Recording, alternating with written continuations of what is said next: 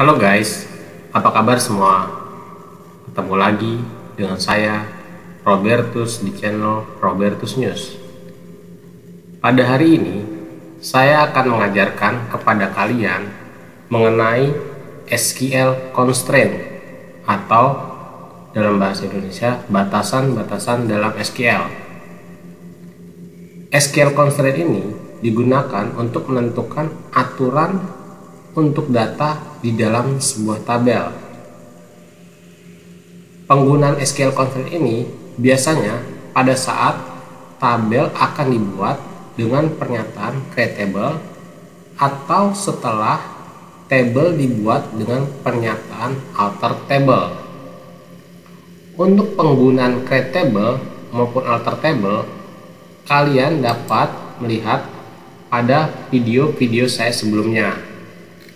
Oke, kali ini saya akan mengajarkan kepada kalian membuat tabel dengan batasan-batasan tertentu atau istilahnya dengan constraint table. Oke, pemirsa, penonton sekalian, penonton YouTube saya, sebelum saya lanjut, jangan lupa untuk subscribe, like, dan beri notifikasinya teman-teman, supaya saya bisa memberikan pelajaran-pelajaran kepada kalian yang lainnya. Oke, langsung aja kita mulai teman-teman. Masuk seperti biasa ke SQL-nya server 2008 yang saya punya, atau SQL 2000 juga bisa teman-teman. Kita langsung connect aja, lalu kita masuk ke database-nya, lalu ke tabelnya. Di sini saya menggunakan tabel latihan seperti yang sudah saya pergunakan sebelumnya. Oke, kita langsung aja klik query-nya. Oke, adapun sintak dalam membuat constraint tersebut adalah sebagai berikut teman-teman. Create table name, buka kurung, kolom 1, data type, constraint. Oke, kolom 2, data type, constraint, koma, dan seterusnya teman-teman ya. Oke, tutup, lalu diakhiri dengan tutup kurung, titik koma. Oke, sudah paham teman-teman kira-kira apa yang kita bahas pada kali ini? Oke, sebagai permulaan, itu adalah sintak dasar daripada SQL constraint. Nah, di sini batasan SQL juga digunakan untuk menentukan aturan untuk data dalam sebuah tabel. Batasan digunakan untuk membatasi data yang bisa masuk ke dalam sebuah tabel. Ini untuk memastikan keakuratan dan keandalan data dalam sebuah tabel. Jika ada pelanggaran antara batasan dan tindakan data, maka tindakan tersebut akan dibatalkan. Batasan-batasan ini atau constraint ini dapat berupa tingkat kolom atau tingkat table, dan batasan tingkat kolom berlaku untuk kolom, sedangkan batasan tingkat table berlaku untuk seluruh table. Oke, batasan-batasan berikut ini akan saya ajarkan kepada kalian semuanya, yang terdiri dari not null, yang artinya untuk memastikan bahwa kolom tidak memiliki nilai nol. Yang kedua, unique, untuk memastikan bahwa semua nilai dalam kolom berbeda. Yang ketiga, primary key, adalah kombinasi dari not null dan unique. Secara unik mengidentifikasikan setiap baris dalam tabel. Yang keempat, key, secara unik mengidentifikasikan baris atau catatan di dalam tabel lain. Oke. 6, default adalah mengatur nilai dalam default untuk kolom ketika tidak ada nilai yang ditentukan. Dan 7 yang terakhir adalah index, digunakan untuk membuat dan mengambil data dari database dengan sangat cepat. Oke, untuk pelajaran yang pertama akan saya ajarkan adalah NaT null, constraint NaT null di dalam SQL. Oke, langsung kita mulai aja ya teman-teman ya. Di sini saya akan mengajarkan NaT null atau constraint SQL NaT null. Secara default, kolom memang dapat menampung nilai 0. Namun, batasan NaT null memaksa kolom untuk tidak dapat menerima nilai 0. Ini memaksa bidang untuk selalu berisi nilai, yang berarti Anda tidak dapat menyisipkan record baru atau memperbarui rekaman tanpa menambah nilai ke bidang ini. Oke, kita mulai aja teman-teman untuk membuat tabelnya dulu sebagai contoh biar memudahkan kalian dalam memahaminya ya teman-teman. Oke, create table person tutup kurung ID integer NaT null. Oke, last name first name dulu ya. First name varchar. Nah, varchar kita bikin 450 aja teman-teman. NaT null. Oh ya, ini jangan lupa komanya teman-teman di akhirnya. NaT null. Oke. Last name varchar 30. NaT null. NaT null, koma, dan X atau umur kita buat integer. Itu berupa angka nanti teman-teman, kita tutup dengan titik koma.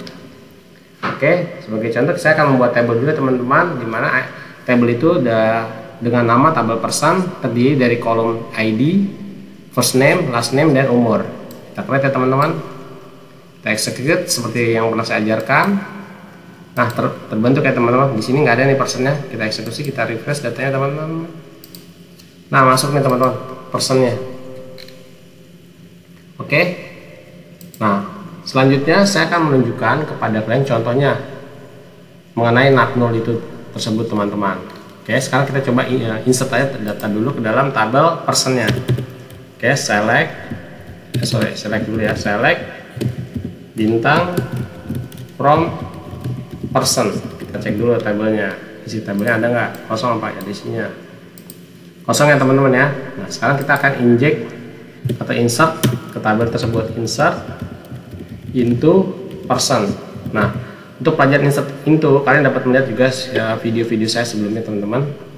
Persons, terus masukkan value-nya, values, misalnya ID nomor berapa, 01, koma, first name siapa, Robertus, terus last name apa, DD,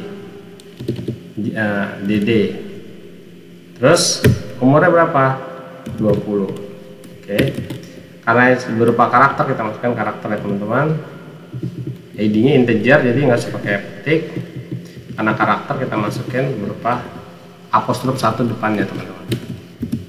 Oke, kita execute ya teman-teman. Nah, berhasil. Nah, sekarang kita coba masukkan di mana ID nya kita bikin 0. Oke, insert into, kita bikin kosong. Oke, into person. Oke, enter, values, kita bikin kosong ya teman-teman ya, koma, jajang,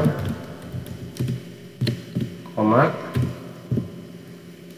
AA, umurnya 21. Oke, kita insert ya teman-teman.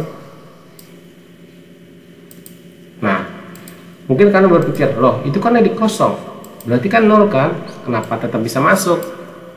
Oke, di sini saya akan jelaskan antara perbedaan nilai kosong dan 0. Jadi kalau nilai kosong seperti ini atau sama dengan nilai 0, berarti variabel nilai tersebut telah diset atau didefinisikan, namun nilainya kosong atau tidak ada. Sedangkan nilai 0 berarti variabel nilai tersebut belum diset atau belum didefinisikan. Oke, kalau ini sudah didefinisikan, tapi nilainya kosong. Sedangkan 0 nilai variabel nilai tersebut belum diset atau belum didefinisikan terhadap isi kolom tersebut, teman-teman. Oke, sekarang saya akan beri contoh untuk yang nolnya. Saya isi ini ID-nya sama dengan 0 ya teman-teman, pasti dia akan error. Insert into person values enter values untuk kurung, kita kasih 0, ID-nya kan 0, sedangkan sini not 0 kan teman-teman nih. Kita lihat, oke. Not 0 berarti nggak boleh 0, di sini saya mau isi 0. Oke, terus namanya siapa? Boim. Oke, Boim atau enggak siapa? Freddy. Pas namanya BB. Oke, umurnya 23, tutup kurung. Nah, di sini akan menimbulkan error. Coba kita tes ya, kita buktikan. Nah, error karena kita sudah masang constraint atau batasan di mana ID tersebut tidak boleh 0. Jadi ID di sini harus kita isi dengan nilai integer, yaitu 1 sampai dengan 9. 1 2 3 4 6 7 8 9 10 dan seterusnya teman-teman. Nggak boleh berisi 0. Angka 0 seperti ini nih teman nih. Jadi ini variabel ini belum didefinisikan atau belum diset. Kalau ini sudah didefinisikan tapi isinya kosong, jadi berbeda teman-teman ya. Oke, kira-kira sudah paham teman-teman? Nah itu coba sekali lagi kita insert dengan nilai 0 ya. Untuk yang nama saya definisikan sini tidak boleh sama dengan 0. Insert into person, oke, values kita isi sama dengan values, kita isi sama dengan 02, misalnya 02, nah SAPI, CC, umurnya 15 tahun. Kita tutup. Oke, SAPI kita bikin 0 ya teman-teman ya. SAPI kita kasih 0, kita buktikan karena kita didefinisikan secara constraint. Untuk nama dan last name tidak boleh sama dengan 0, maka dia seharusnya akan error teman-teman. Oke, insert nih, jangan pakai tanda tutup kurung, kita execute. Nah, kalau error kan teman-teman, insert into person values sama dengan 02 0 cc 15. Sekarang kita coba masukkan dengan nama yang lain ya. Stephen. Seharusnya berhasil teman-teman ya. Insert into Stephen. Loh, kenapa nggak berhasil? Kita cek, oh ternyata ada yang salah nih teman-teman. A nya nih, coba kita tes lagi ya untuk yang 0 yang di sini ya, untuk yang first name nya ya 0. Seharusnya error nih teman-teman. Constraint itu kan cannot insert value 0 ke dalam first name latihan dari tabel DB person, database latihan tabelnya person, tidak dapat. Sekarang kita coba 0, kita isi dengan nama Stephen. Seharusnya berhasil teman-teman ya. Nah, berhasil teman-teman, kita cek. Nah, masukkan Stephen. Oke, kira-kira begitu dulu teman-teman yang bisa saya ajarkan mengenai constraint atau batasan dalam SQL table kita, dimana nanti saya akan selanjutnya saya jelaskan yang lainnya. Jangan lupa untuk kalian selalu monitor video-video saya selanjutnya supaya kalian lebih pintar lagi dan lebih jago lagi. Oke, untuk materi selanjutnya saya akan ajarkan mengenai constraint unique. Oke, jangan lupa teman-teman untuk nonton constraint unique selanjutnya di video saya ini. agar kalian semakin lebih jago dalam membuat SQL, dimana constraint ini sangat berguna sekali untuk menentukan semua nilai di dalam kolom yang berbeda. Oke, jangan lupa untuk subscribe, like, komen, dan bel notifikasinya teman-teman, supaya saya besok minggu depan akan memberikan pelajaran lebih banyak lagi. Oke, sampai jumpa teman-teman. Terima kasih.